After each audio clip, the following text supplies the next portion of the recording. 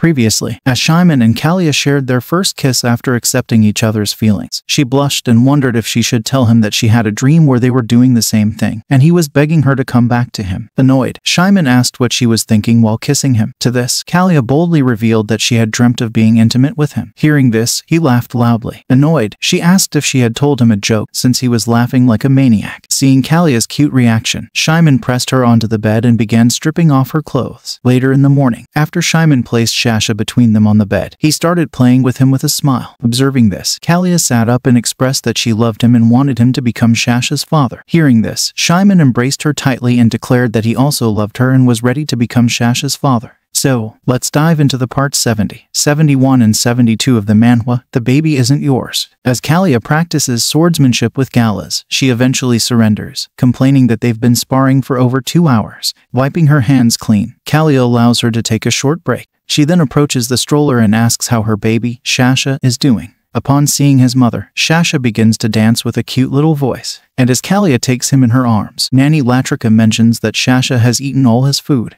She also points out that it seems he enjoys the stroller that Callia's uncle, Ganini, made for him. After placing the now sleeping Shasha back in the stroller, Callia teases the nanny, suggesting that Latrika likes the stroller more than Shasha does. Later, sitting at the tea table, Callia reflects that not only is the weather great, but she is surrounded by her lovely Shasha, Shyman, and everyone else she cherishes. However, she fears that all of this might just be a dream rather than reality. Letting out a long sigh, she declares that her imagination can't be playing tricks on her, and this happiness is too real because she has wanted it so badly. Moreover, she vows to never let it slip away from her. At that moment, Shyman approaches, suggesting her take it easy on her body. He also reminds her that her body isn't just hers anymore, it also belongs to him. Smirking, Callia jokingly asks if she should chop off a limb and give it to him. She then playfully remarks that it's too soon for him to claim her body, as she was born with it and knew it long before they became friends. Seeing Shyman's reaction, Callia smiles and reassures him that she was only teasing, and her heart and body do belong to him, and only him. Blushing, Shyman embraces her and asks if she sees him a toy to play. Observing Shyman's annoyed face close to her, Callia pulls him into a tighter hug and continues to playfully tease him. Watching their full-on romance, Nanny Latrika blushes clearly and exclaims, "Oh my goodness." Meanwhile, Galas, unfazed by their romance, is captivated by the view of the ocean.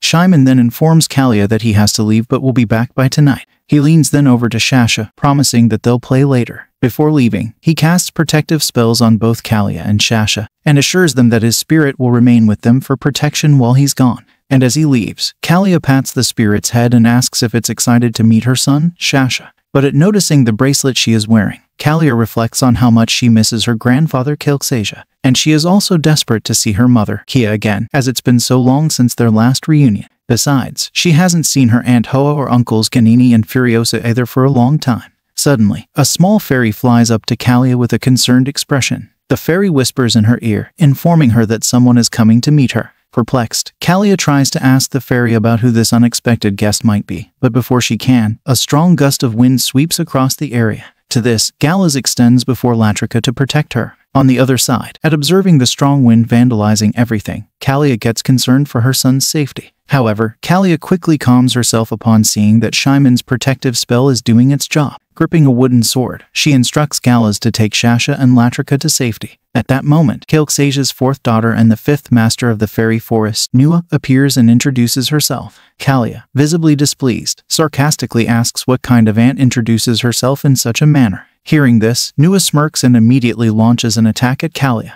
Calmly blocking the strike with ease, Callia asks Nua what she's doing. Nua, impressed by Callia's fighting skills, compliments her strength. Growing annoyed, Callia demands to know why Nua is behaving this way. To this, Nua responds that she merely wanted to test Callia's strength. With a cold gaze, Nua challenges her to a battle to see who will come out on top. Callia retorts that it's not difficult to beat her and suggests that perhaps Nua doesn't know how to show affection properly. Dear viewers, apologies for the interruption. If you're genuinely enjoying the content on this channel, please consider hitting the subscribe icon with all notifications, since this little support of yours will help this creator continue delivering high-quality work to brighten your day. And take a moment at the end of the video to leave a comment, sharing your thoughts on the content.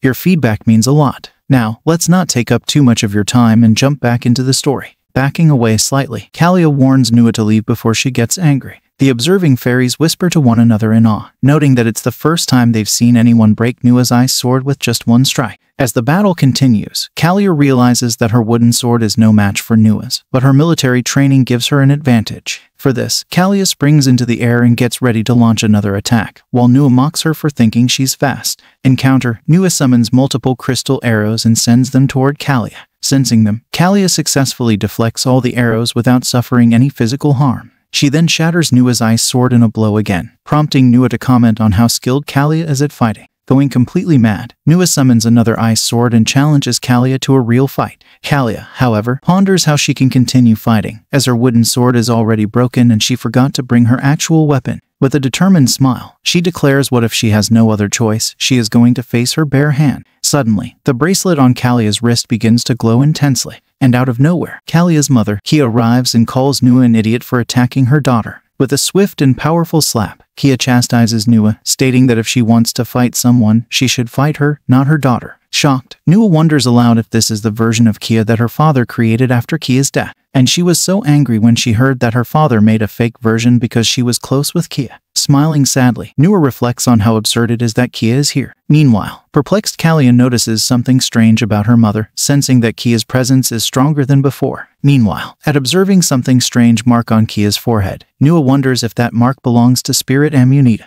The scene then transitions to the kingdom of Aken, where Shyman has arrived for business. There, he is appalled by the deteriorating state of the Sun Temple, the place of worship for the sun goddess Layla. He explains that Layla is one of the 4 great gods of the world. However, the first king, who founded Aken after running away from Rohaz's empire, has hated the gods. Moreover, he ridiculed them by mastering magic and military power. As a result, Aken has only 3 temples, a stark contrast to the numerous temples found in the Rohaz Empire. Sensing a strong concentration of dark energy, Shyman grows concerned that the kingdom might be practicing dark magic inside the temple. Disturbed, he wonders what this weak, small kingdom is up to. And as he enters the temple, he casts divine magic around the area and notices that it appears to have been abandoned for quite some time. Exploring every corner, Shyman declares that there is something very strange about the temple. To protect himself, he casts a protective spell around his body and summons additional spirits immediately. After several minutes, he finds himself standing before a door emitting a powerful dark energy. Gazing down at the descending staircase, he commands his snake spirit to grow larger. Complying with the command, the snake becomes 3 times Shyman's height. Shyman then descends the stairs, illuminated by the glow of his snake spirit. Reaching the basement, he casts a Hloi light to eliminate all the dark energy. And as he finds a coffin situated before a statue of a god, he lifts the lid of the coffin. Discovering a female skeleton adorned with a crown, Shyman frowns and yells, "What the hell is this in the holy place?"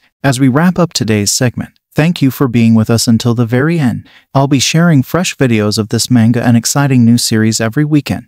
Your support is invaluable, so please subscribe and hit the notification bell to stay updated. Your encouragement keeps the channel thriving, and I appreciate it immensely. Until next time, take care and goodbye.